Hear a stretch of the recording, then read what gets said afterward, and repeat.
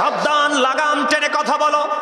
ওই নারী আমাদের গ্রামের জন্য গর্ব, ওই নারী আমাদের গ্রামের জন্য রহমত। তার মতো একটা বউ যদি আমার ঘরে পেতাম, আপনি কেমন করে এমন বউ পাবেন না।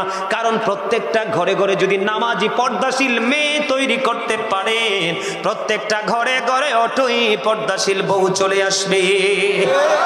আপনার মেয়েকে পাঠান পেন্সিল শু পরে শপিং কমপ্লেক্সে, মেয়ের ক্ষেত্রে শপিং কমপ্লেক্স আর বউয়ের ক্ষেত্রে অত্যন্ত পর্দাশীল, তাহলে আপনি সঠিক বিবেচনা কম বাবা হতে পারেননি। কথা বলেন না কেন? আমি আমার মা বোনদের উদ্দেশ্যে বলবো, মা গো, পর্দা করে চলো, পর্দা ছাড়া কোনো উপায় নেই। আমার বন্ধু হযরতে আব্দুল্লাহ আসতেছে নবীজির কদমে, মাইমুনা সহ বন্ধুরে আমার আরেকজন ছিলেন নবীজির দরবারে। যখন আব্দুল্লাহ আসতেছে তখন আমার নবীজি বললেন, তোমরা আত্মগোপন